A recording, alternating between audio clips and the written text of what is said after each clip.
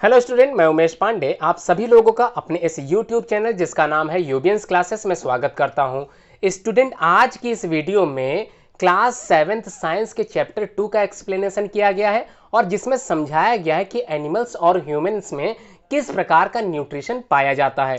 तो पिछली वीडियो में हमने बात की थी न्यूट्रिशन इन प्लांट और आज की इस वीडियो में बात करेंगे न्यूट्रिशन इन एनिमल्स और समझेंगे किस प्रकार से डाइजेस्टिव सिस्टम ह्यूमंस में वर्क करता है। स्टूडेंट, अभी तक आप इस चैनल पर नए हो और इसे सब्सक्राइब नहीं किया है तो सबसे पहले इसे सब्सक्राइब करें और बेल आइकन प्रेस करना न भूलें।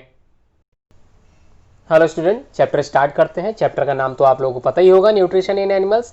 तो आज बात करेंगे न्यूट्रिशन इन एनिमल्स कैसे होता है, कैसे यूटिलाइजेशन ऑफ न्यूट्रिएंट्स एनिमल्स करते हैं और एज वेल एज ह्यूमंस मतलब हम लोग किस प्रकार से न्यूट्रलाइज न्यूट्रिएंट्स का करते हैं। आइए स्टार्ट करते हैं। तो यहाँ पर लिखा you have learn in chapter 1। तो फर्स्ट चैप्टर में आप लोगों ने पढ़ा था कि plant can prepare their own food, मतलब पेड़ पौधे क्या थे, अपना भोजन खुद बनाते थे by the process of photosynthesis. तो किस प्रोसेस से अपना भोजन बनाते थे, उस प्रोसेस का नाम था फोटोसिंथेसिस। तो फोटोसिंथेसिस की वजह से ही पेड़ पौधे अपना भोजन क्या करते थे, खुद बनाते थे। लेकिन हम लोग फोटोसिंथेसिस तो करेंगे नहीं। अब क्या होगा, बट एनिमल्स कैन नॉट, हम लोग बिल्कुल नहीं बना सकते, एनिमल्स बिल्कुल नहीं बना सकते। Animals gate their food from plants, मतलब एनिमल्स जो होते हैं वो अपना भोजन कहाँ से प्राप्त करते हैं, प्लांट से प्राप्त करते हैं। एदर डायरेक्टली या फिर इनडायरेक्टली कह सकते हैं। इसका मतलब ये हुआ प्रत्यक्ष या फिर अप्रत्यक्ष रूप से जो एनिमल्स होते हैं वो अपना भोजन किससे मिलते हैं, प्राप्त करते हैं, प्लांट से। और कभी कभी वो अपना भोजन एनिमल से भी प्राप्त करते हैं। Some animals eat both plant as well as animals, मतलब कुछ ऐसे एनिमल्स होते हैं जो प्लांट भी खाते हैं और एनिमल भी खाते हैं। Recall that all organism including humans, humans मतलब हम लोग, रिक्वायर फूड फॉर ग्रोथ, मतलब प्रॉपर ग्रोथ के लिए। हाइट जो हम लोगों की बढ़ती है, एक कंडीशंस के बाद वो हाइट रुक जाती है। इस प्रॉपर ग्रोथ के लिए हमको क्या करना पड़ता है, फूड ऑब्टेन करना पड़ता है। अब ये फूड ऑब्टेन कहाँ से करना पड़ता है, पेड़ पौधों से, डायरेक्टली या फिर indirectly. Animal nutrition include nutrients requirement, mode of intake, food and its utilisation in the body.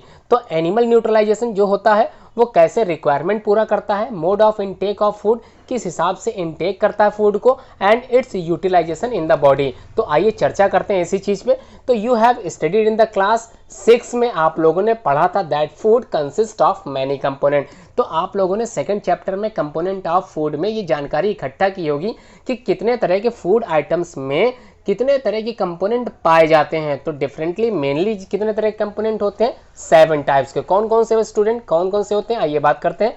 तो कौन कौन से होते हैं, the first is carbohydrate, protein, vitamin, mineral, fat और क्या, roughage, water is more essential in are food. तो ये 7 प्रकार थे, आपके यहाँ पे 6 लिखे तो कोई दिक्कत नहीं है। Water is more essential in are food, मतलब फूड के डाइजेशन में जो वाटर होता है वो सबसे महत्वपूर्ण भूमिका निभाता है। The component of food such as carbohydrate, यहाँ पे बच्चों दे रखा है, इसको समझ लेते हैं। The component of food such as carbohydrate are complex substances, these complex substances can not be utilise as such. तो कैसे कॉम्प्लेक्स सब्सटेंसेस, किस प्रकार से यूटिलाइजेशन होता है हमारे शरीर में, इसी के बारे में आज इस चैप्टर में पढ़ेंगे। तो बात करते हैं। So they are broken down into simpler substances, मतलब कार्बोहाइड्रेट होते कैसे सब्सटेंस है, कॉम्प्लेक्स होते हैं। जब इसको हम माउथ के अंदर रखते हैं, चबाते हैं, चबाने के बाद कुछ एंजाइम्स हमारी सलाइवरी ग्लैंड से सिक्रीट होता है with the help of saliva. अब वो सलाइवा से सिक्रीट होने वाला जो एंजाइम था, एमाइलेज एंजाइम, वो कार्बोहाइड्रेट का डाइजेशन स्टार्ट कर देता है। अब ये digestion mainly start from are mouth. तो भोजन का जो मेनली डाइजेशन होता है वो कहाँ से स्टार्ट करता है, माउथ से। तो अब बात करेंगे the break down of complex component of, कैसे कंपोनेंट थे, कॉम्प्लेक्स थे, of food into simpler substance is called digestion. तो डाइजेशन की आपको डेफिनेशन समझ में आ गई थी। तो डाइजेशन क्या होता है, digestion is basically a process by which nutrients का क्या हो रहा है, डाइजेशन हो रहा है, इसे ही बोलते हैं डाइजेशन। अब बात करेंगे पॉइंट नंबर 2.1 की। तो 2.1 का मीन्स तो आप लोग समझ गए होंगे, चैप्टर 2 का फर्स्ट पॉइंट। तो यहाँ पर बात करेंगे different ways of taking food, मतलब किस प्रकार से हम अपना भोजन खाते हैं या फिर किस प्रकार से अन्य एनिमल्स अपना भोजन खाते हैं। तो बात करते हैं the mode of taking food into the body varies in different organism. इसका मतलब जो मोड ऑफ टेकिंग फूड होता है, खाने का जो तरीका होता है, ये कई ऑर्गेनिज्म में डिफरेंट प्रकार का हो सकता है। जैसे बात करते हैं बीज, बीज मतलब आप लोग समझ रहे हैं मक्खियों की बात हो रही है, या फिर बात करते हैं हमिंग बर्ड, छोटी चिड़िया जिसको बोलते हैं। Suck the nectar of plant, तो प्लांट के नेक्टर को क्या करते हैं, सक करते हैं, चूसते हैं। और उसी तरह अगर बात करें इन्फेंट की, छोटे बच्चों की, ऑफ ह्यूमंस के, हाँ तो क्या होगा, and many other animals feed on mother's milk, मतलब अपनी माँ का दूध पीते हैं। स्नेक्स जो होते हैं, सांप की बात करें, या फिर बात करते हैं पाइथन की, स्वैलो धीरे धीरे रेंगते हुए एनिमल्स दे प्रे अपॉन, और क्या करते हैं, जो उनके शिकार होते हैं उनको पकड़ के वो खा जाते हैं। सम एक्वेटिक, एक्वा मतलब आप लोगों को वाटर के बारे में बताया जा रहा है, तो एक्वेटिक एनिमल ऐसे एनिमल जो कहाँ रहते होंगे, पानी में रहते होंगे। फिल्टर क्या करते हैं, फिल्टर करते हैं टिनी फूड पार्टिकल्स, छोटे छोटे फूड पार्टिकल जो पानी में तैर रहे होते हैं उनको क्या करते हैं, कैप्चर करते हैं, फिल्टर करते हैं, floating near by the feed upon them, और उनको क्या करते हैं, खा जाते हैं। तो ये डिफरेंट टाइप्स के ऑर्गेनिज्म थे, डिफरेंट टाइप्स के एनिमल्स थे जो अपना फूड किस प्रकार से फीड अप कर रहे थे, कैसे खा रहे थे, ये इसमें बताया गया था। अब बात करेंगे एक्टिविटी 2.1 की। तो चैप्टर 2 की फर्स्ट एक्टिविटी से आपको साइंस के बारे में, इस चैप्टर के बारे में और भी जानकारियां मिलेंगी। तो बात करते हैं क्या कहा गया चैप्टर एक्टिविटी 2.1 में, what is the type of food, भोजन का प्रकार क्या होता है, and mode of feeding of the following animal, और किस प्रकार से वो अपने भोजन को खाते हैं, कौन खाते हैं, एनिमल्स खाते हैं। राइट डाउन योर ऑब्जर्वेशन, मतलब अपने ऑब्जर्वेशन को जो आपने ध्यान से देखा होगा, इन द गिवन टेबल, मतलब एक टेबल दी गई है उसमें आपको अपने ऑब्जर्वेशंस लिखने हैं। You may find the list of mode of feeding given bellow the time, given bellow the table helpful, मतलब आपके सामने एक टेबल हेल्पफुल दी गई है जो आपकी सहायता करेगी इस टेबल को भरने में। तो वेरियस मोड्स ऑफ फीडिंग, तो कौन कौन से वेरियस मोड्स होते हैं फीडिंग के, तो थोड़ा समझ लेते हैं। यहां बात करेंगे स्नेल, स्नेल मतलब आप लोग समझ गए होंगे, घोंघा की बात की जा रही है।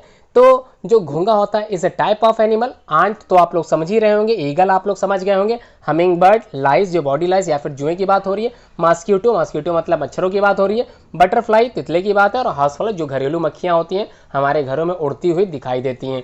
तो यहाँ पर बात हो रही काइंड ऑफ फूड, किस प्रकार का भोजन ये लोग खाते हैं। तो स्नेल घोंघा किस प्रकार का खाता है, आंट किस प्रकार का खाता है, ईगल किस प्रकार का खाता है, हमिंग बर्ड क्या खाती है, लाइस क्या खाता है, मॉस्किटो जैसे खून चूसता है, कैसे चूसता है, तो आपको यहाँ पर मोड ऑफ फीडिंग लिखना है।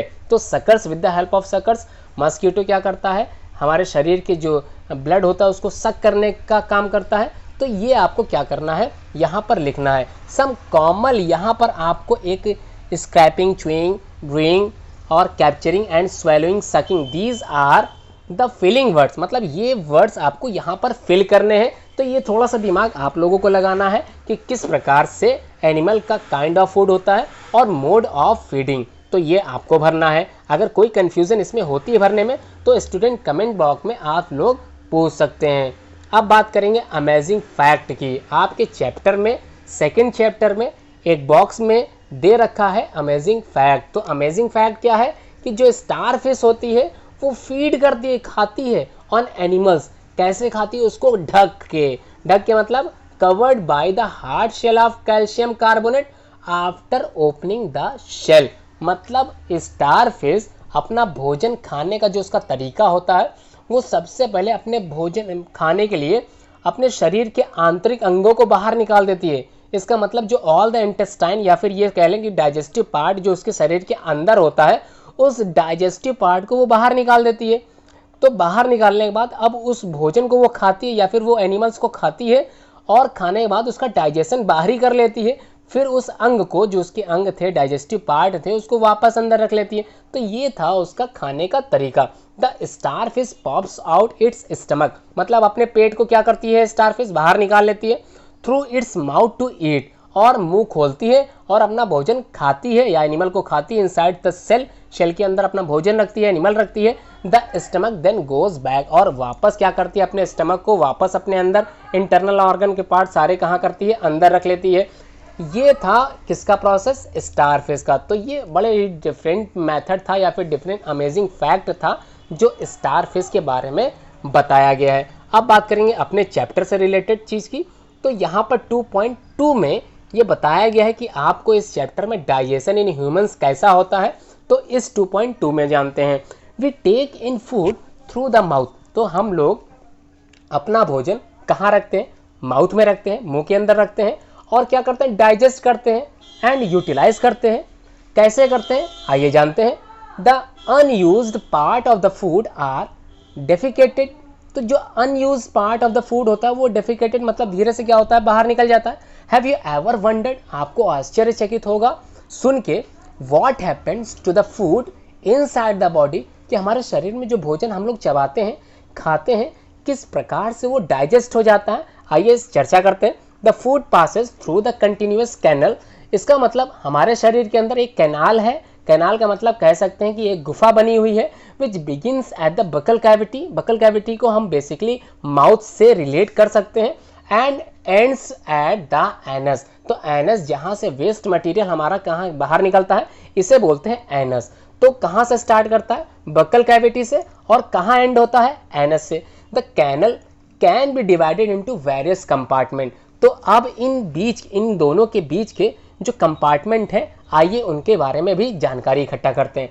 तो फर्स्ट पार्ट तो क्लियर हो गया, buccal cavity. The second is food pipe. अब नाम से लग रहा होगा कि क्या है ये? Food pipe. इसको हम लोग ईसोफेगस के नाम से भी जानते हैं।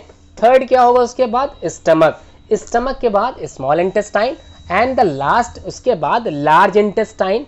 अब जो एंड होगा, लार्ज इंटेस्टाइन के जो पार्ट एंड करता है उसको नाम देते हैं रेक्टम, और इसी रेक्टम से जो last part of the alimentary canal attach होता है उसका नाम है एनस। तो स्टूडेंट आप लोगों को एलिमेंट्री कैनाल सारे याद हो गए होंगे सीक्वेंस में। तो सबसे पहले माउथ से स्टार्ट करते हैं। माउथ को ही हम लोग यहाँ पे क्या बोल रहे हैं? Buccal cavity. उसके बाद ईसोफेगस, जिसको हम लोग फूड पाइप के नाम से भी जानते हैं। फूड पाइप से हमारा भोजन कहाँ पहुँचेगा?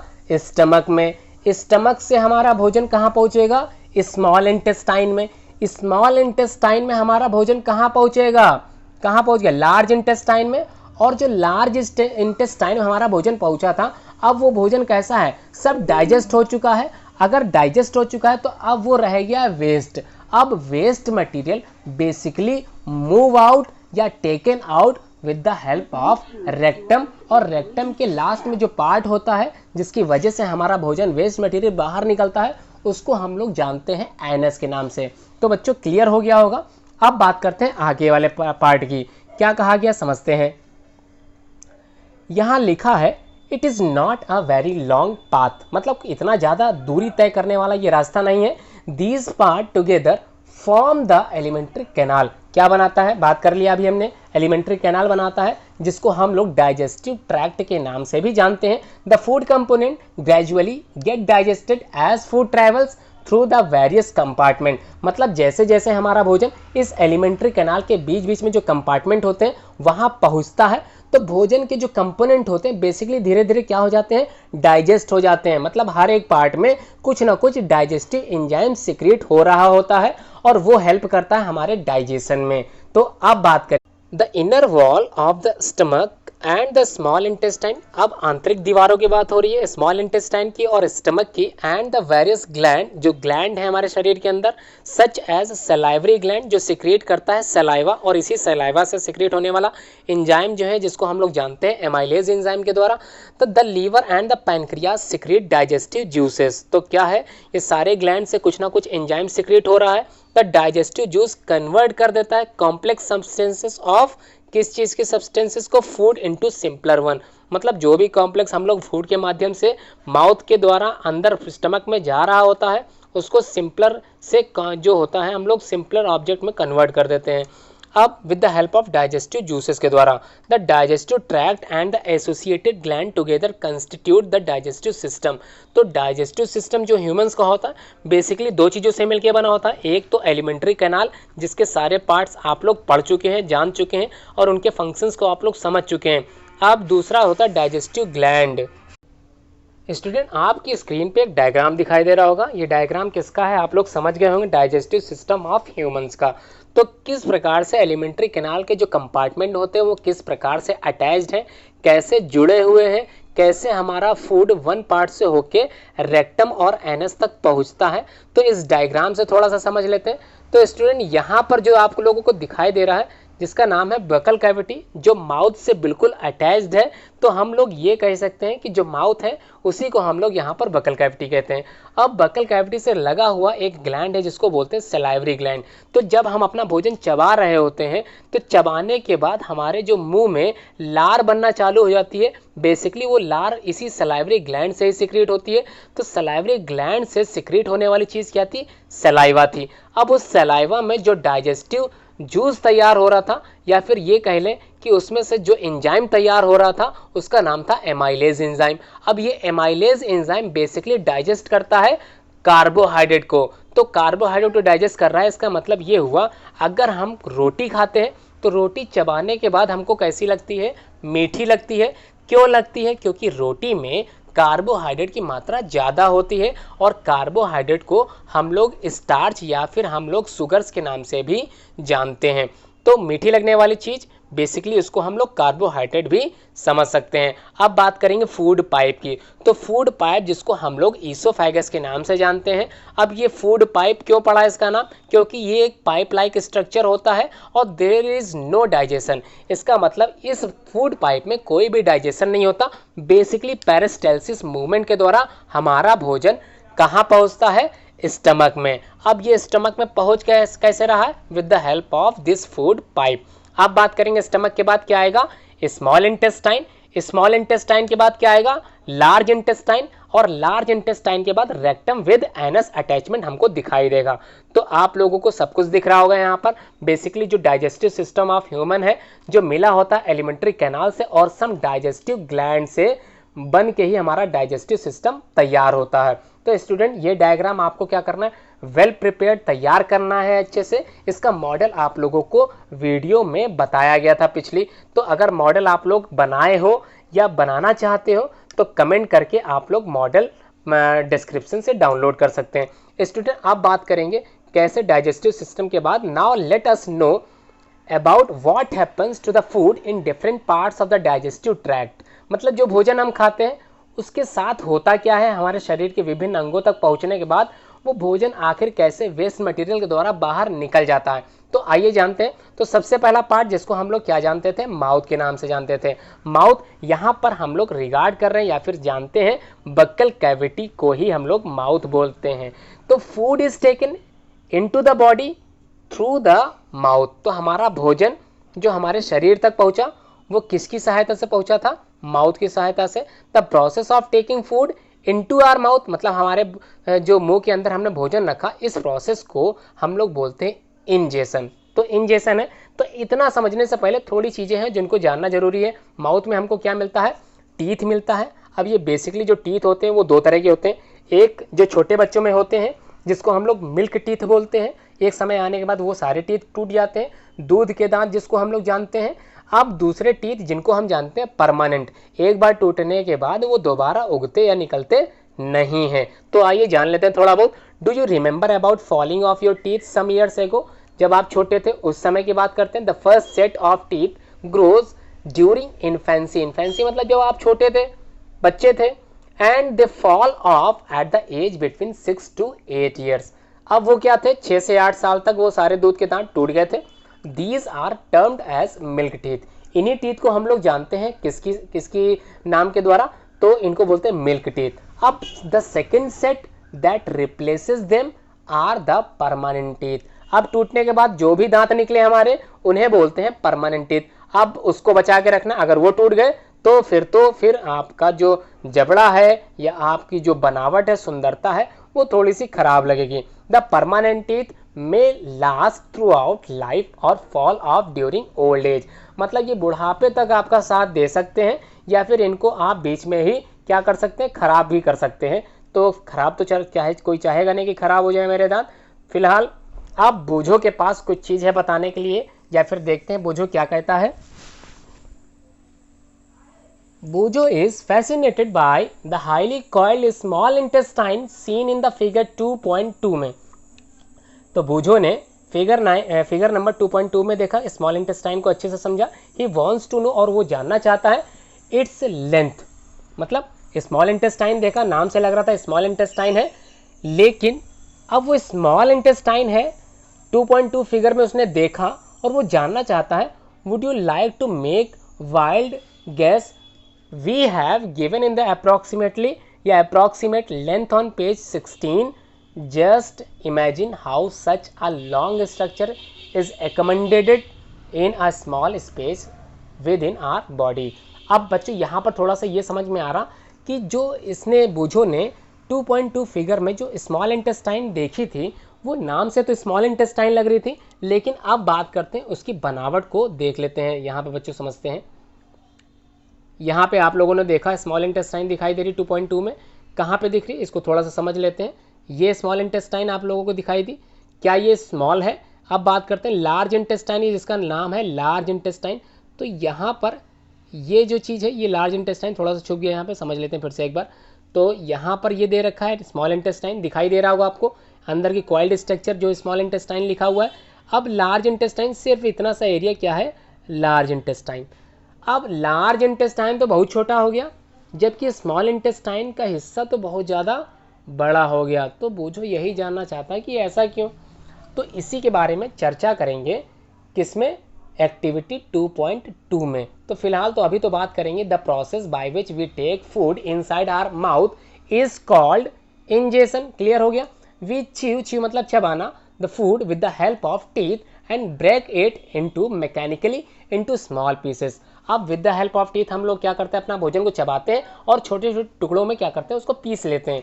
Each tooth is rooted in separate socket in the germs, मतलब हमारे मसूड़े में प्रत्येक दांत जो होता है वो चिपका रहता है. आर टीथ वेरी, अलग अलग प्रकार के होते हैं, in appearance and perform different functions accordingly they are given different name. और इनके डिफरेंट नाम भी हैं जो आप लोगों को आगे टेबल 2.2 में समझाई जाएगी. तो फिलहाल तो एक्टिविटी 2.2 समझ लेते हैं. सबसे पहला काम क्या करना है, वॉश योर हैंड, अपने हाथ धोने हैं. लुक इनटू द मिरर, अब आपको अपने मिरर में या फिर शीशे के सामने खड़े हो जाना है. एंड काउंट योर टीथ, अब आपको दांतों को गिनना है.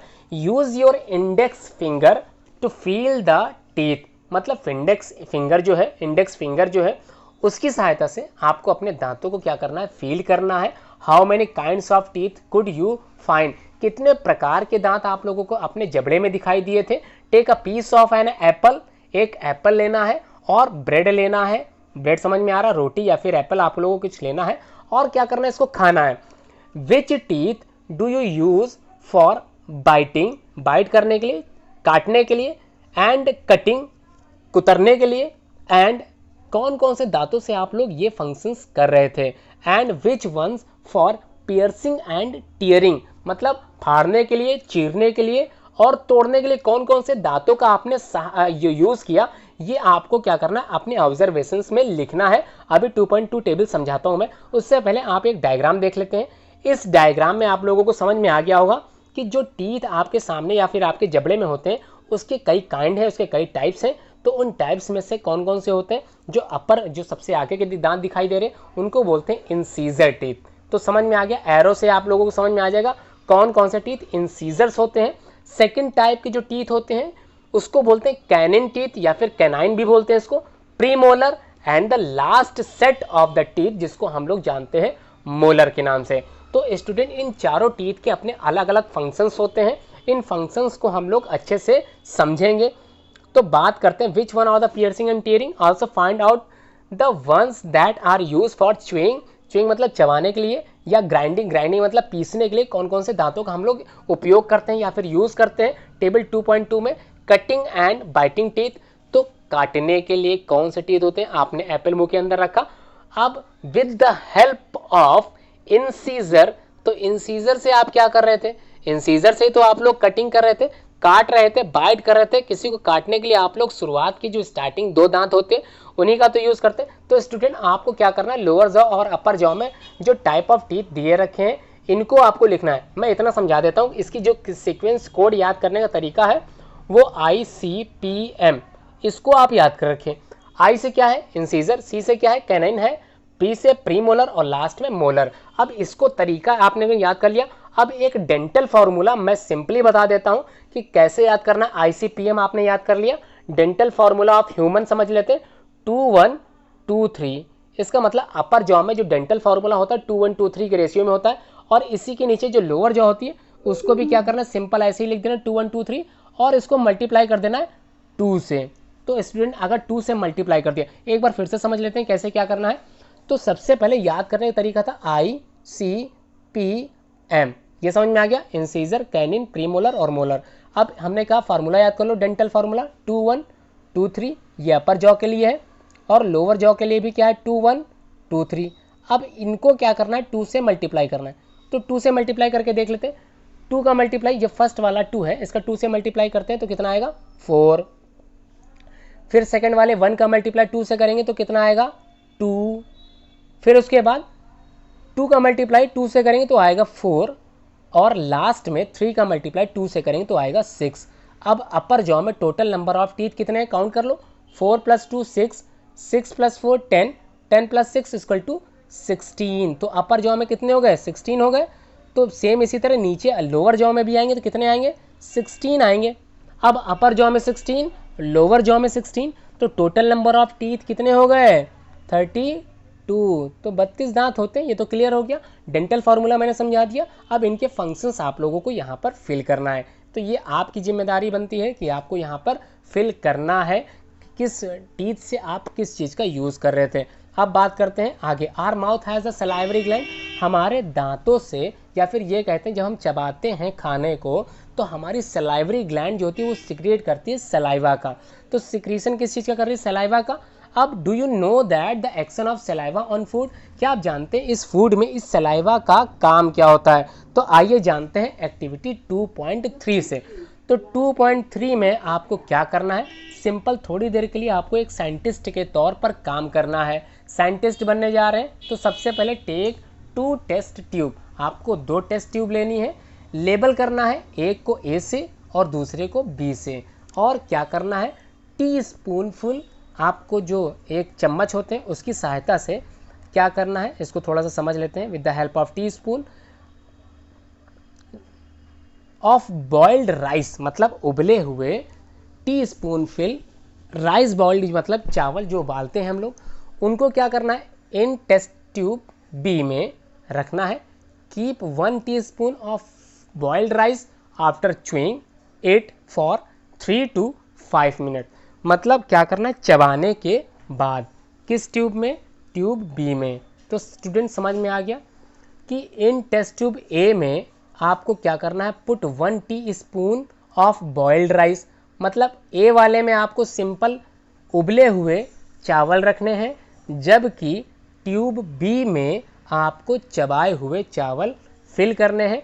कितने मिनट के लिए, 3 to 5 मिनट्स के लिए। अब क्या करना है, ऐड करना है उसमें 3 से 4 ml of water in both the test tube, पानी मिला देना है।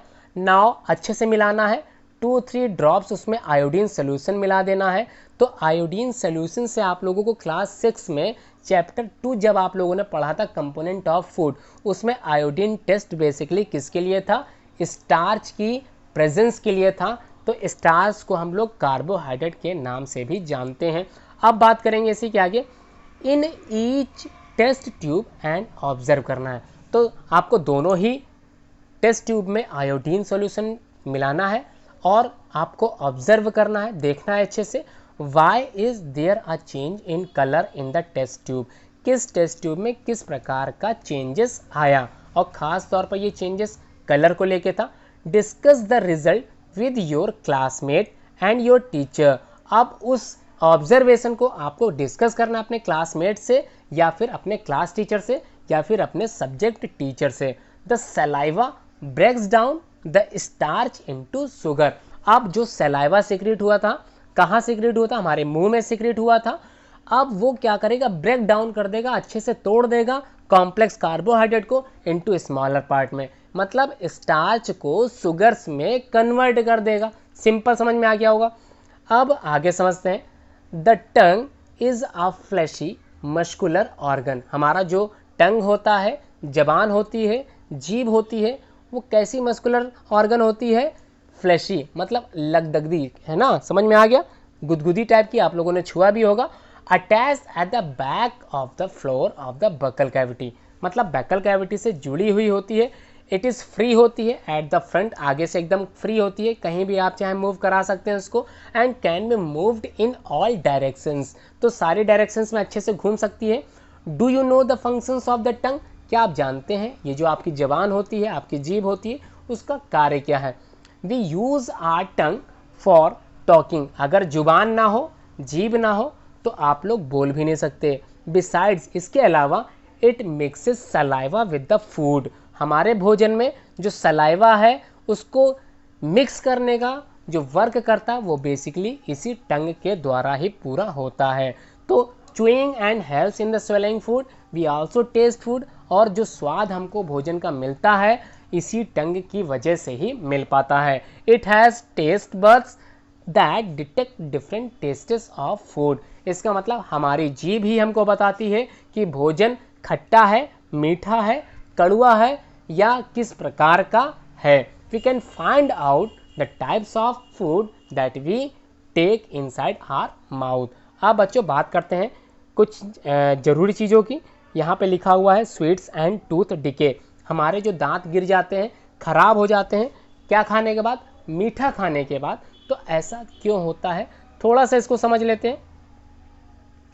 यहाँ बात की जा रही, नॉर्मली बैक्टीरिया जो होते हैं वो प्रेजेंट होते हैं, कहाँ होते हैं प्रेजेंट, हमारे माउथ में। But they are not harmful, लेकिन वो सारे क्या होते हैं, हार्मफुल नहीं होते।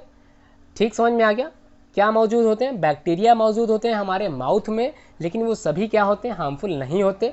However if we do not clean our teeth, अगर हम अपने दांतों को साफ ना करें, माउथ आफ्टर ईटिंग, खाने के बाद कुल्ला ना करें, many harmful bacteria also begin to live and grown in it, कई तरह के बैक्टीरिया हमारे मुंह के अंदर बनने लगेंगे। These bacteria break down the sugar present the left over food and release acid, और उस भोजन में से एसिड बनाने लगेंगे। The acid gradually damage the teeth, और उसी एसिड की वजह से ही हमारे दांत खराब होने लगते हैं। This is called tooth decay, इसी प्रोसेस को बोलते हैं टूथ डिके।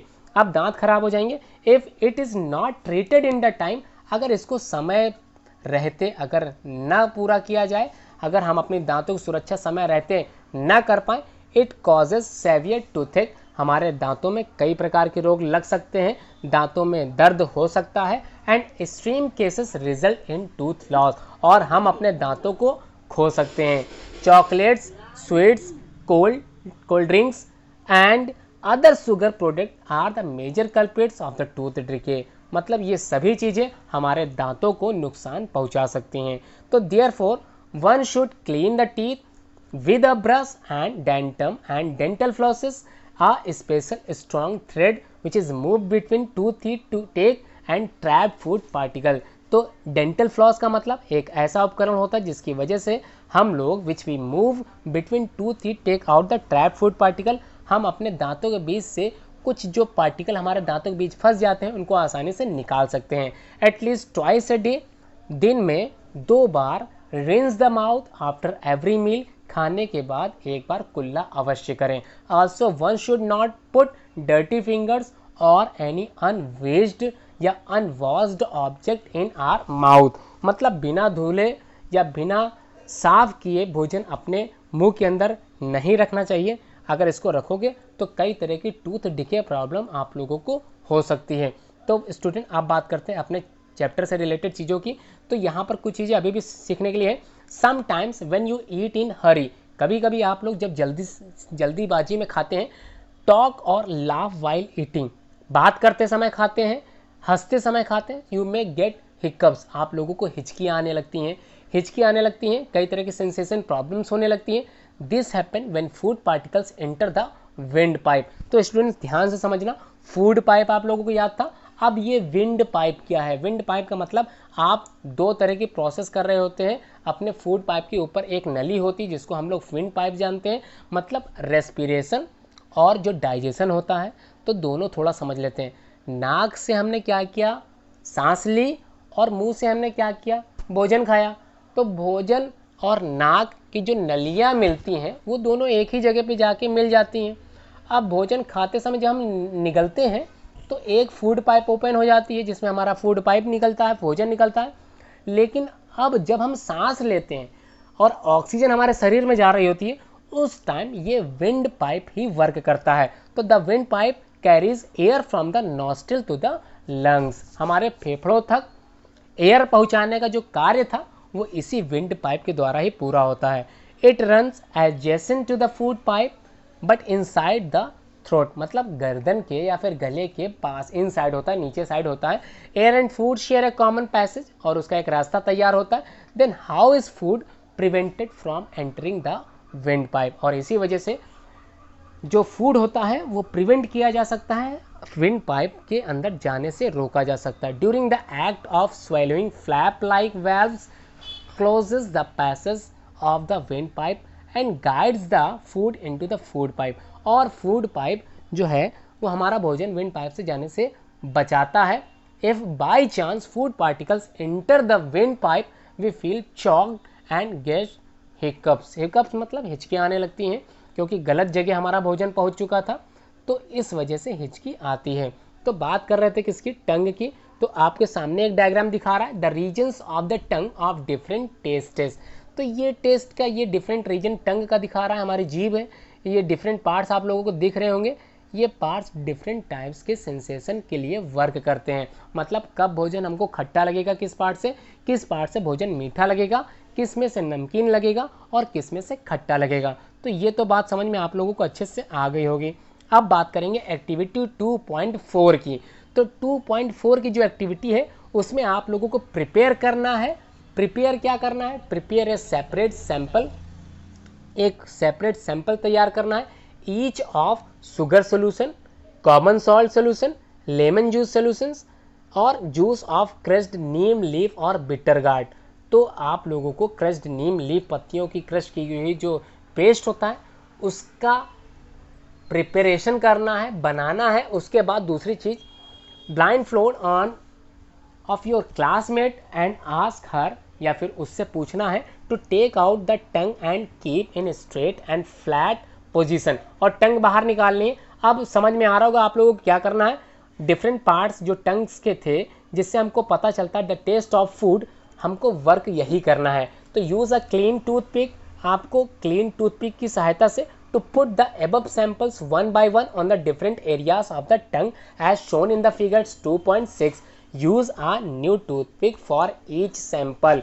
मतलब आपको अपने दोस्त की जो जीभ थी जो उसने बाहर निकाली थी उसके डिफरेंट पार्ट पर with the help of toothpick, उस टूथपिक की सहायता से जो फूड आपने मटेरियल ऊपर लिया था या बनाया था उसको धीरे धीरे उसकी जबान पे रखना है और उससे क्या करना है, पूछना है।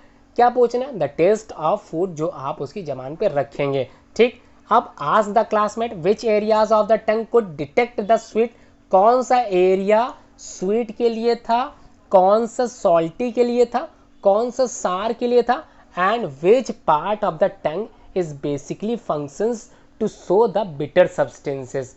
तो किस चीज़ के लिए कौन सा पार्ट बना हुआ था टंग का, ये आपको अपने दोस्त से पूछना है। कब पूछेंगे, जब वो टूथपिक से आप फूड को उसके टंग के पार्ट पर रखेंगे। तो समझ में आ गया। एक्टिविटी 2.4 में सिंपली क्या कहा गया है, आपको कुछ सॉल्यूशंस प्रिपेयर करने हैं अलग अलग, और अलग अलग टूथपिक की सहायता से उस डिफरेंट टाइप्स के फूड को उसकी टंग के डिफरेंट पार्ट्स पर रखना है और उससे पूछना है कौन सा भाग किस चीज़ के लिए फंक्शंस कर रहा है। तो क्लियर हो गया। अब बात करते हैं किस चीज़ की। नाउ आप लोगों को क्या करना है, जो दोस्त आपका बताएगा, फ्रेंड आपका बताएगा ऑब्जर्वेशन, वो ऑब्जर्वेशन आपको टेबल नंबर या फिर लेबल करना है 2.6 में जैसे दिखाया गया है।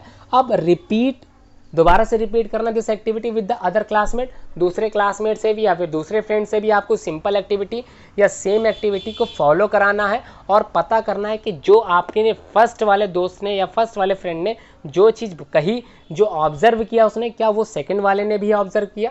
अब बात करेंगे, ये माउथ वाला पोर्शन आप लोगों को समझ में आ गया। माउथ में दो चीज़ें आपने पढ़ी, कौन कौन सी थी, एक टूथ, डिफरेंट टाइप के टूथ भी आपने समझे, और उसके बाद टंग पढ़ा। तो ये टंग में डिफरेंट पार्ट्स जहाँ से हमको डिफरेंट फंक्शंस दिखाई दिए। अब बात करेंगे, सेकंड था ईसोफेगस, जिसको हम लोग फूड पाइप के नाम से भी जानते हैं। The swallowed food passes into the food pipe और ईसोफेगस, मतलब जो भोजन हमने चबाया कहाँ से चबाया, माउथ में चबाया with the help of teeth and tongue से क्या किया, रोल किया था। अब वो भोजन हमारा कहाँ पहुँचेगा, फूड पाइप में। फूड पाइप में 2.2 में फूड पाइप का फिगर दिखाया गया है। क्या दिखाया गया देखते हैं। फिलहाल इससे पहले पहेली के पास कुछ जानना चाहती है, तो क्या जानना चाहती है, Paheli wants to know how food moves into the opposite direction during vomiting. तो इसका मतलब ये हुआ, पहली ये जानना चाहती है कि जब उसको उल्टियाँ हुई थी तो उल्टियाँ उसके जो रास्ता होता है बाहर निकलने का, जो वेस्ट मटेरियल हमारे मुंह से बाहर निकलता है, कभी कभी उसके नाक से भी निकल जाता है, तो ऐसा क्यों हुआ था। तो ये तो फिलहाल पहली का सवाल था। फिलहाल उससे पहले फूड पाइप के बारे में थोड़ा सा और समझ लेते हैं। आपके सामने सिंपल एक डायग्राम दिखाई दे रहा, डायग्राम में फूड पाइप दिख रहा होगा। फूड पाइप में ये जो फूड है ये धीरे धीरे पेरिस्टाल्सिस मूवमेंट के द्वारा कहाँ पहुँचेगा, स्टमक में पहुँचेगा। तो सिंपल समझ में आ गया कि फूड पाइप का बेसिकली जो वर्क था वो फूड को कहाँ से लाना, माउथ से लाना, और कहाँ ले जाना, स्टमक में ले जाना। तो क्लियर हो गया, कोई डाउट नहीं है। अगर फिर भी कोई डाउट है तो कमेंट बॉक्स में आप लोग सिंपल क्वेश्चन से पूछ सकते हैं। तो यहाँ पर सिंपल डायग्राम में ये बताया गया था कि the movement of the food in the alimentary canal, और एलिमेंट्री कैनाल के किस पार्ट में मूवमेंट दिखाई दे रही है, इसमें फूड पाइप के द्वारा। ठीक है, अब बात करते हैं नेक्स्ट पेज में एक्सप्लेनेशन क्या कहा गया है। एंड द चेस्ट, अब चेस्ट की बात करते हैं। धीरे धीरे food is push down the movement of the wall of the food pipe. अब फूड पाइप के द्वारा क्या हो रहा है, हमारा जो भोजन था वो धीरे धीरे नीचे की तरफ जा रहा है, पुश्ड डाउन वॉल के द्वारा। Actually this movement takes place throughout the alimentary canal. Actually जो मूवमेंट होता है बेसिकली डन होता है in alimentary canal and pushes the food downward. Pushes का मतलब नीचे की तरफ धक्का दिया जाता है, किसको, फूड को नीचे की side. At times the food is not accepted by our stomach. उस समय स्टमक भोजन को लेने के लिए स्वीकार नहीं करता और क्या हो जाता है, उल्टी हो जाती है।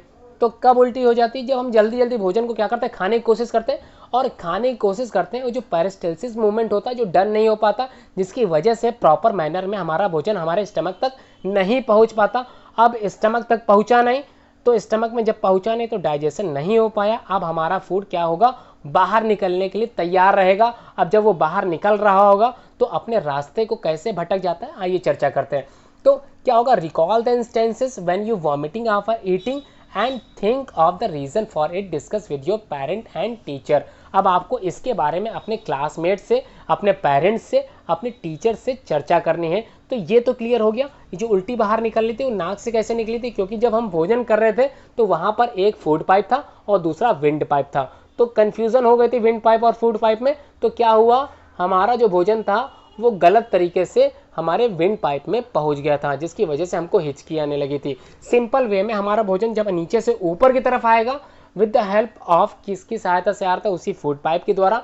अब फूड पाइप की जब ऊपर आएगा तो फिर से वही चीज़ होगी, विंड पाइप जो हमारे नाक से निकली थी और दूसरी फूड पाइप जो हमारे माउथ से मिली थी। तो क्लियर हो गया, डाउट सारे क्लियर हो गए। अब बात करते हैं third part of our alimentary canal. तो फर्स्ट पार्ट माउथ था, सेकंड पार्ट ईसोफेगस था, और थर्ड पार्ट स्टमक है। तो स्टमक है क्या, आइए जानते हैं।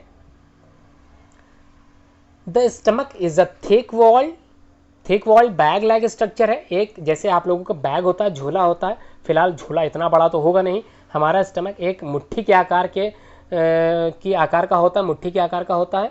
कैसा होता है, बैग लाइक स्ट्रक्चर होता है। इसका जो शेप होता है फ्लैटेंड यू के आकार का होता है। तो किसके आकार का होता है, यू शेप का होता है। And it is the widest part of the alimentary canal, सबसे चौड़ा भाग है। स्टूडेंट ध्यान रखना, कई तरह के क्वेश्चंस आगे एग्जाम में ऐसे आ भी सकते हैं कि जो स्टमक का आकार है, द शेप ऑफ स्टमक, वो किस लेटर के अकॉर्डिंग है, तो यू के अकॉर्डिंग है। इंग्लिश के यू लेटर के अकॉर्डिंग क्या है, स्टमक बना होता है। और stomach widest part of the alimentary canal है, सबसे चौड़ा भाग है। It receives food from the food pipe. अब ये जो रिसीव करता है फूड, कौन रिसीव करता है, स्टमक। कहाँ से करता है, एलिमेंट्री कैनाल के किस भाग से, ईसोफेगस से करता है, जिसको हम लोग फूड पाइप के नाम से जानते हैं। At one end of open into the small intestine at the other. मतलब एक भाग जो होता है स्टमक का वो ईसोफेगस से जुड़ा होता है, और जो अंतिम भाग होता है वो स्मॉल इंटेस्टाइन से जुड़ा होता है। इसका मतलब ये हुआ कि अब जो भोजन पहुंचेगा वो कहाँ पहुंचेगा, स्मॉल इंटेस्टाइन में पहुंचेगा। अब थोड़ा सा समझ लेते हैं कि यहाँ पे जो इनर वॉल होती है या inner lining of the stomach होती है वो सिक्रीट करती है म्यूकस का। अब म्यूकस सिक्रीट कर रही है, उसके साथ हाइड्रोक्लोरिक एसिड सिक्रीट कर रही है और सम डाइजेस्टिव जूसेस भी सिक्रीट कर रही है। तो इन तीनों के फंक्शंस अलग अलग होंगे। तो द म्यूकस बेसिकली प्रोटेक्ट करता है the lining of the stomach, या फिर ये कह सकते हैं जो म्यूकस होता है वो इनर वॉल को प्रोटेक्ट करने का काम करता है। और जो एसिड होता है HCl जिसको हम बोलते हैं, हाइड्रोक्लोरिक एसिड नाम से जाना जाता है, वो क्या करता है, वो किल करता है बैक्टीरिया को that enter along with the, किसकी सहायता से करता है, food and makes the medium in the stomach acidic. और जो भोजन हमने चबाया वो हमारे स्टमक तक गया और स्टमक में जो हाइड्रोक्लोरिक एसिड बना उसने उस भोजन को क्या कर दिया, एसिड बना दिया, एसिडिक फॉर्म में ले आया। और एसिडिक फॉर्म में आने के बाद उसमें जो बैक्टीरिया मौजूद थे वो धीरे धीरे क्या हो गए, डिस्ट्रॉय हो गए, नष्ट हो गए। द डाइजेस्टिव जूसेस क्या करता है, ब्रेक डाउन करता है, प्रोटीन को ब्रेक डाउन करता है। और ये प्रोटीन क्या है, ये एक कंपोनेंट होता है जो आपने क्लास 6 में चैप्टर 2 में समझा था। अब ये प्रोटीन को किस में तोड़ता है, सिंपलर सब्सटेंसेस में तोड़ देता है। तो स्टूडेंट समझ में आ गया, इसमें जो स्टमक है उसमें 3 चीजें सीक्रेट होती हैं, एक था म्यूकस, दूसरा HCl और तीसरा सम डाइजेस्टिव जूसेस। अब ये डाइजेस्टिव जूसेस करते क्या है, प्रोटीन को सिंपल सब्सटेंस में तोड़ने का काम करते हैं। किस चीज का काम करते हैं, तोड़ने का काम करते हैं। अब बात करेंगे स्मॉल इंटेस्टाइन की। स्मॉल इंटेस्टाइन समझ में आ गया कि जो स्टमक होता है उसका एक पार्ट किससे जुड़ा था, ईसोफेगस से, आखिरी भाग किससे जुड़ा था, स्मॉल इंटेस्टाइन से। तो अब बात करेंगे स्मॉल इंटेस्टाइन की। तो small intestine is highly coiled structure होता है, आपने देखा था कैसा था, एक कॉइलिंग स्ट्रक्चर था। कितने मीटर लंबा होता है, 7.5 मीटर लंबा होता है। It receives secretions from the liver and the pancreas. मतलब क्या होता है, कुछ सिक्रीशंस सिक्रीट होते हैं, कहाँ से, लीवर से, और कहाँ से, पैनक्रियास से।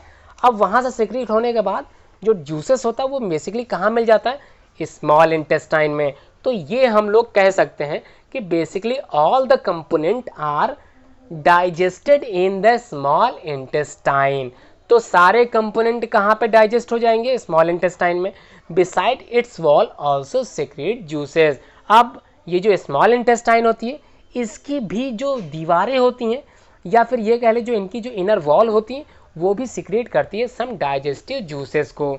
अब क्या जूसेस कौन कौन से होते हैं समझ लेते हैं। The liver is reddish brown gland situated in the upper part of the abdomen. Abdomen मतलब यहाँ पेट से है। तो लीवर जो है वो किस कलर का होता है, रेडिश ब्राउन होता है। सिचुएटेड कहाँ पर होता है, अपर part of the abdomen on the right side.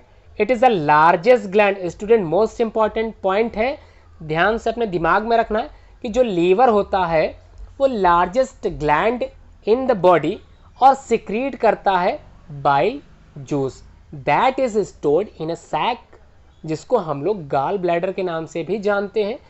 The bile जो होता है वो प्लेस करता है an important role in the digestion of fat. इसका मतलब ये क्लियर हो गया कि जो बाइल होता है जो सिक्रीट हो रहा है with the help of liver से, वो हेल्प करता है डाइजेशन ऑफ फैट में। तो किस चीज को, कंपोनेंट को डाइजेस्ट करने का वर्क करता है, फैट को डाइजेस्ट करने का काम करता है। अब बात करेंगे the pancreas is a large cream colour gland located just below the stomach. Stomach के नीचे एक ग्लैंड होती है जिसको हम लोग पैनक्रियास के नाम से भी जानते हैं, और उस पैनक्रियास से ही पैनक्रिएटिक जूस सिक्रीट होता है जो एक्ट करता है carbohydrate, protein and changes into them simpler forms. मतलब कार्बोहाइड्रेट के जो कॉम्प्लेक्स मॉलिक्यूल्स होते हैं और प्रोटीन्स के जो मॉलिक्यूल्स होते हैं कॉम्प्लेक्स, इनको सिंपलर फॉर्म में तोड़ने का काम करता है पैनक्रिएटिक जूस। तो क्लियर हो गया स्टूडेंट। अब बात करते हैं इसके आगे की। तो कुछ चीज़ें जानकारी के लिए दी गई हैं तो इसको भी थोड़ा सा समझ लेते हैं, फिर देखते हैं आपके चैप्टर में क्या आगे समझाया गया। The working of stomach was discovered by strange accident. तो जो हमारी वर्किंग है स्टमक की वॉज डिस्कवर्ड की गई है किसके द्वारा, स्ट्रेंज एक्सीडेंट के द्वारा in 1822। A man name Alexis Saint Martin was badly hit by a shotgun. क्या लग गया उसको, शॉर्ट गन से उसको एक बुलेट लग गई। The bullet had seriously damage the chest wall and made a hole, और उसमें क्या हो गया, छेद हो गया। कहाँ हो गया छेद, हमारे उसके शरीर में। इन हिज स्टमक, कहाँ, किसके पास, पेट के पास, स्टमक के पास। He was brought to an American army doctor William Beaumont. तो बेमॉन्ट के द्वारा क्या हुआ, एक डॉक्टर था, आर्मी डॉक्टर था जिसका नाम था William Beaumont. The doctor save the patient but he could not close the hole properly. उसने जिंदगी तो उसकी बचा ली, लेकिन जो होल था वो प्रॉपरली उसको बंद नहीं कर सका।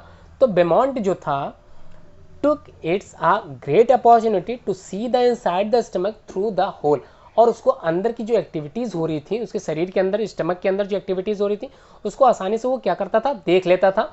अब जब देख लेता था, he made some wonderful observation, और देखने के बाद कुछ ऑब्जर्वेशन उसने अच्छे से देखे और समझे। तो Beaumont found that the stomach was churning food, stomach में कुछ चर्न मतलब चबाने के लिए, या फिर ये कह सकते हैं उसके अंदर एक, जैसे हम लोग की मिक्सर ग्राइंडर मशीन होती है, बिल्कुल वैसे ही हमारे स्टमक के अंदर मशीनें फिट थी। It's wall secreted a fluid which could digest the food, जो क्या कर रहा था, डाइजेस्ट कर रहा था फूड का। He also observe that the end of the stomach opens into the small intestine, ये आप लोगों ने समझा था, only after the digestion of the food inside the stomach is completed. अब जो डाइजेशन था फूड का, वो इनसाइड द स्टमक क्या हो रहा था, धीरे धीरे कंप्लीट हो रहा था। अब उसके बाद कहाँ पर डाइजेशन कहाँ होने के लिए जाता है, स्मॉल इंटेस्टाइन में। तो आप बात करेंगे अपने चैप्टर से रिलेटेड कुछ चीज़ों की। तो क्या है, देखते हैं कहाँ तक थे। यहाँ पर the partially digested food now reaches the lower part of the small intestine.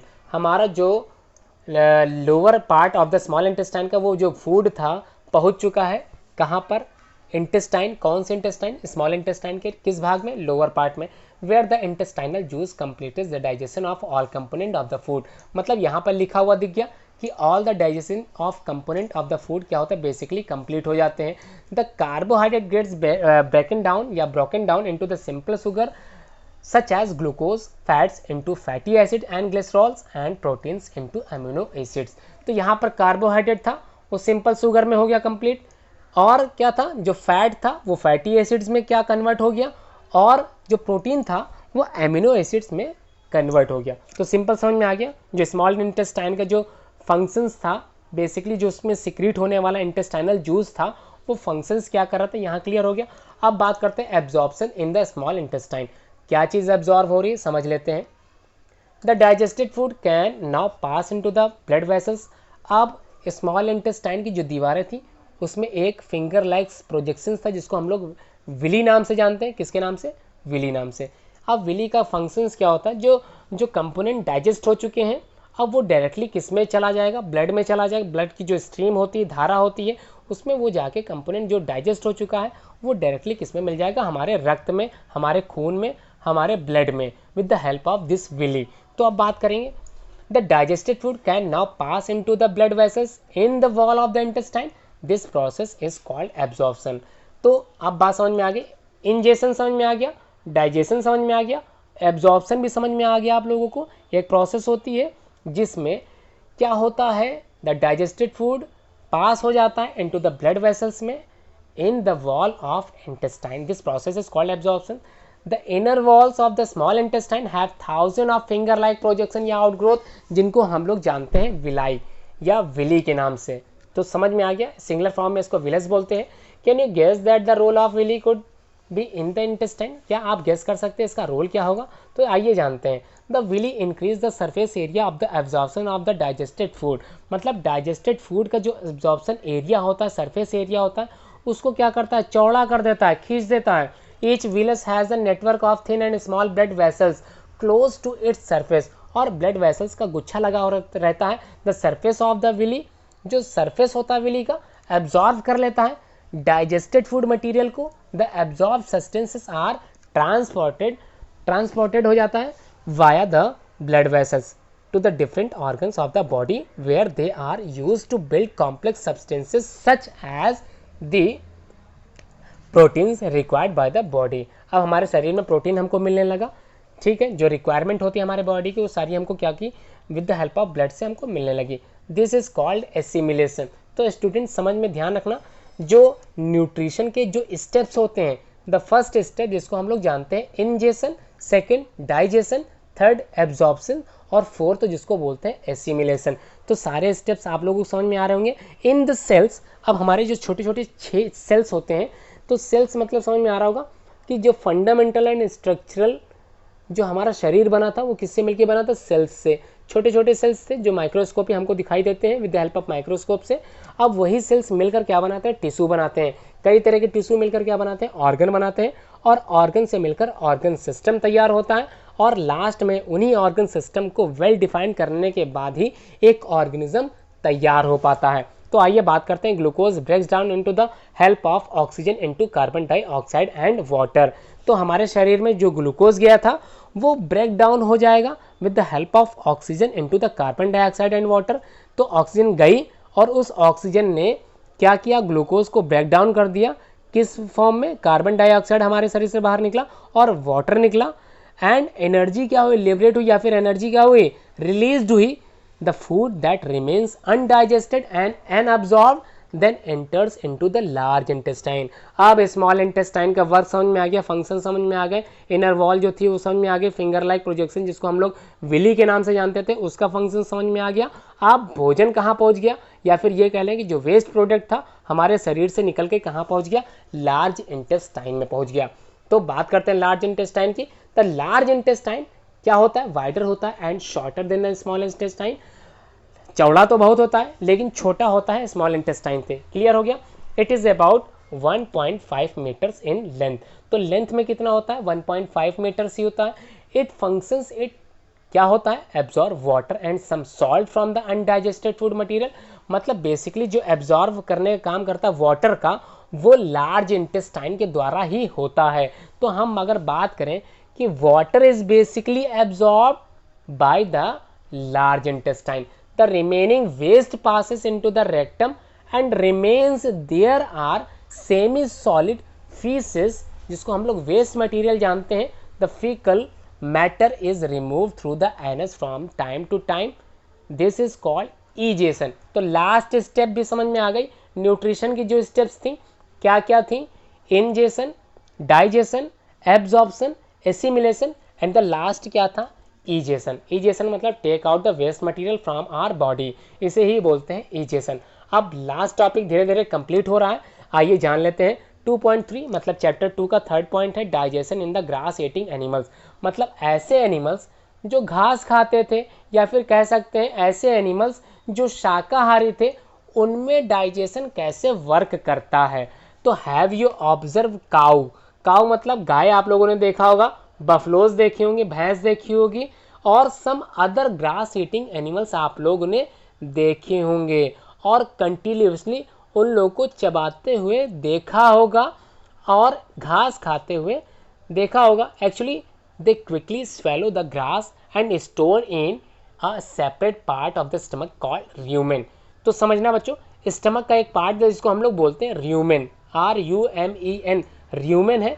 अब ये र्यूमेन होता किस में है, रूमिनेंट्स में होता है। रूमिनेंट्स का मतलब ऐसे एनिमल्स जो बेसिकली ग्रास ईटिंग होते हैं, या फिर ये कह सकते हैं ऐसे एनिमल जो बेसिकली शाकाहारी होते हैं, घास खाते हैं, सेलुलोज का पाचन करते हैं।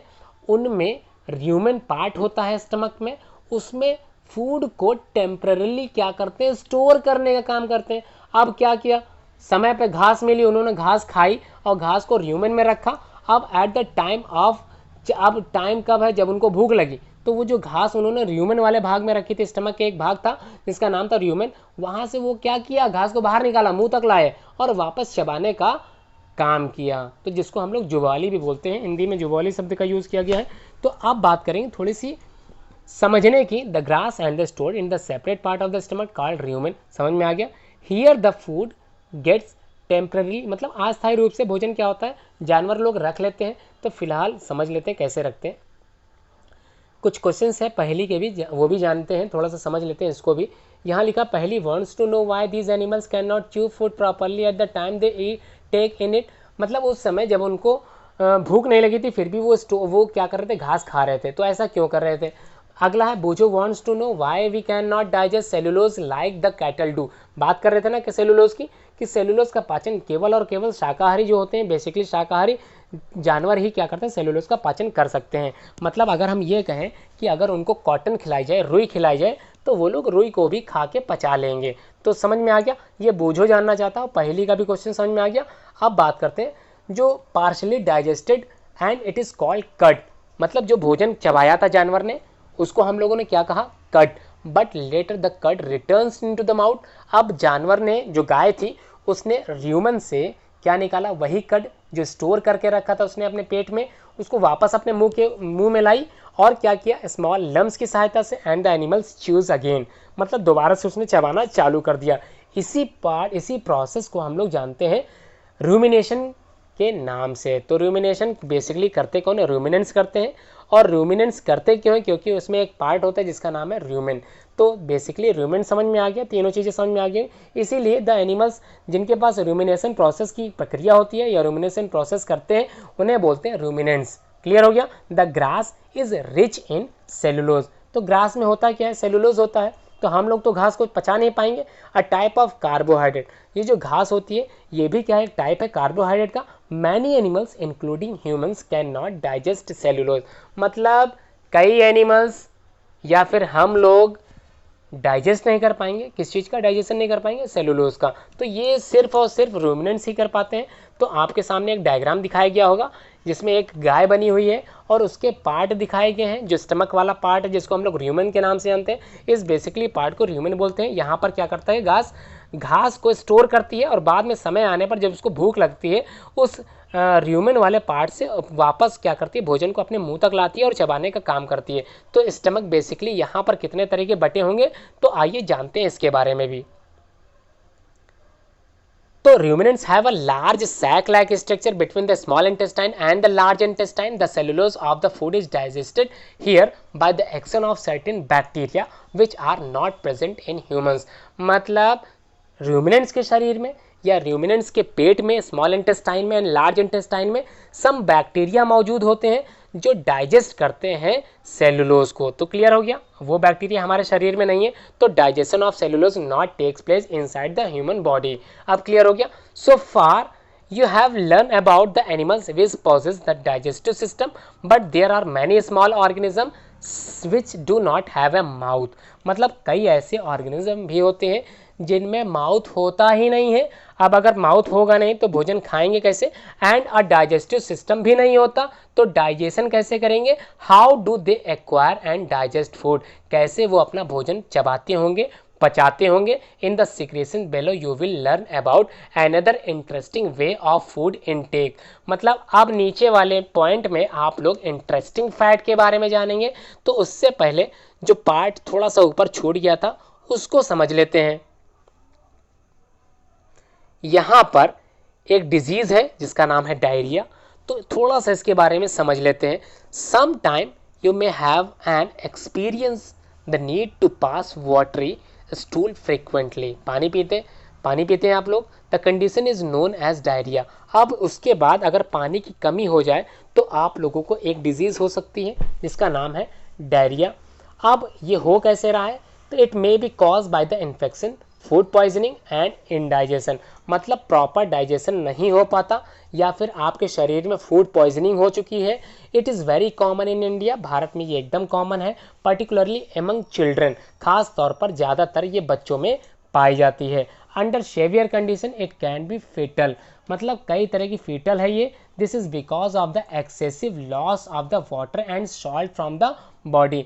मतलब शरीर से वाटर और सॉल्ट का लगातार निकलते रहना ये लक्षण होता है डायरिया का। Diarrhoea should not be neglected, और इसको इग्नोर नहीं किया जाना चाहिए। Even before a doctor is consulted the patient should be given plenty of boiled and cooled water with a pinch of salt and sugar dissolve in it. इसका मतलब आप लोगों को डॉक्टर जो है एक सलाह देगा जिसका नाम है WHO ORS का घोल पीने की। तो ये आप लोगों ने बचपन में कई बार पिया होगा। अगर आपने नहीं पिया है या आपको याद नहीं है तो अपने घर में आप कंसल्ट कर सकते हैं। अब बात करते हैं अपने टॉपिक की जिसका नाम है feeding and digestion in amoeba. तो यहाँ पर अमीबा की बात कर रहे हैं, एक ऑर्गेनिज्म होता है, सिंगल सेल का होता है। यहाँ पर सेल्स, नंबर ऑफ सेल्स कितने हैं, सिंगल है। एक सेल्स के द्वारा बेसिकली सारे फंक्शंस, सारे वाइटल एक्टिविटीज़ डन की जाती हैं। किसके द्वारा, अमीबा के द्वारा। आइए जानते हैं इस अमीबा के बारे में कई तरह के फैक्ट। तो अमीबा इज़ अ माइक्रोस्कोपिक, मतलब ऐसा ऑर्गेनिज्म है जो माइक्रोस्कोप की सहायता से हमको दिखाई देगा। तो इसको बोलते हैं सिंगल सेल ऑर्गेनिज्म, एक सेल का होता है। फाउंड इन पॉन्ड वाटर, मतलब तालाबों में पाया जाता है। Amoeba has a cell membrane, उसके पास एक सेल मेम्ब्रेन होती है जो घिरी रहती है अ डेंस न्यूक्लियस के द्वारा, and many small bubbles like vacuoles, मतलब फूड वैक्यूल्स भी पाए जाते हैं इन इट्स साइटोप्लाज्म में। Amoeba constantly changes its shape, इसका मतलब जो अमीबा का शेप होता है वो इर्रेगुलर होता है, मतलब उसका कोई निश्चित आकार नहीं होता। इट पुशेस आउट वन और मोर फिंगर लाइक प्रोजेक्शन, जिसको हम लोग शीडोपोडिया के नाम से जानते हैं, और साथ में इसको फॉल्स फीट या फिर for movement and capturing food के की प्रक्रिया को डन करता है। तो इसका मतलब ये हुआ कि अमीबा कुछ ऐसा होता है, मतलब इरेगुलर शेप होता है। ये जो फिंगर लाइक प्रोजेक्शन है इसको बोलते हैं सीडोपोडिया। तो सीडोपोडिया जो होता है, जिसकी सहायता ये चलने का काम करता है और फूड को कैप्चरिंग करने का काम भी करता है। कैप्चरिंग मतलब पकड़ने का काम भी करता है। Amoeba feeds on some microscopic organism. तो अमीबा क्या करता है, पानी में मौजूद सम माइक्रोस्कोपिक ऑर्गेनिज्म को क्या करता है, फीड करता है, खाने का काम करता है।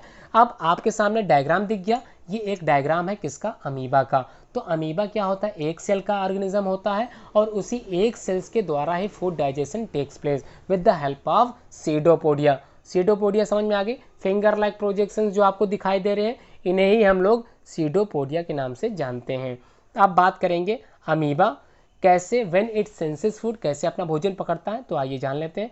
तो amoeba pushes out pseudopodia around the food particle and engulfs it. The food becomes trapped into the food vacuole. अब जो भोजन था वो ट्रैप्ड कर लिया गया with the help of food vacuole के द्वारा, और वो डाइजेशन उसके inside the part of the body, मतलब उसी एक सिंगल सेल में डाइजेशन की प्रक्रिया पूरी हो गई। तो digestive juices are secreted into the food vacuoles में ही सीक्रेट होते हैं। They act on the food and break it into the smaller substances.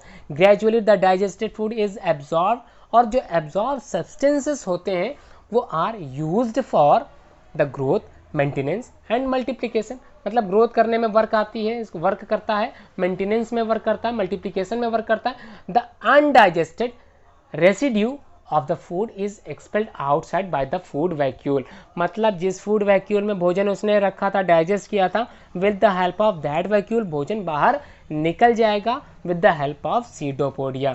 The basic process of the digestion of the food and release of energy is the same in all animals, मतलब digestion की जो process होती है basically food को release करने की, energy को release करने की, इस सभी ऑर्गेनिज्म में, सभी एनिमल्स में एक जैसी होती है। इन अ लेटर चैप्टर, अगली आने वाली चैप्टर्स में you will learn about the transport of food absorb by the intestine to the various parts of the body. तो आने वाली वीडियो में आप लोगों को various parts of the body जिसमें डाइजेशन टेक्स प्लेस करता है, एब्जॉर्ब होता है, उसके बारे में आप लोग जानकारी इकट्ठा करेंगे। फिलहाल आज की वीडियो यहीं तक थी। उम्मीद करता हूँ ये वीडियो आप लोगों को अच्छी लगी होगी। वीडियो लेंथी है, बड़ी है, लेकिन एक्सप्लेनेशन एक एक पॉइंट का अच्छे से समझाया गया है। तो वीडियो को लाइक, शेयर और सब्सक्राइब करना चैनल को न भूलें। बेल आइकन प्रेस करेंगे तो आपको लेटेस्ट वीडियो लगातार मिलते रहेंगे। मैं उमेश पांडे आप सभी लोगों का अपने YouTube चैनल पे स्वागत करता हूँ।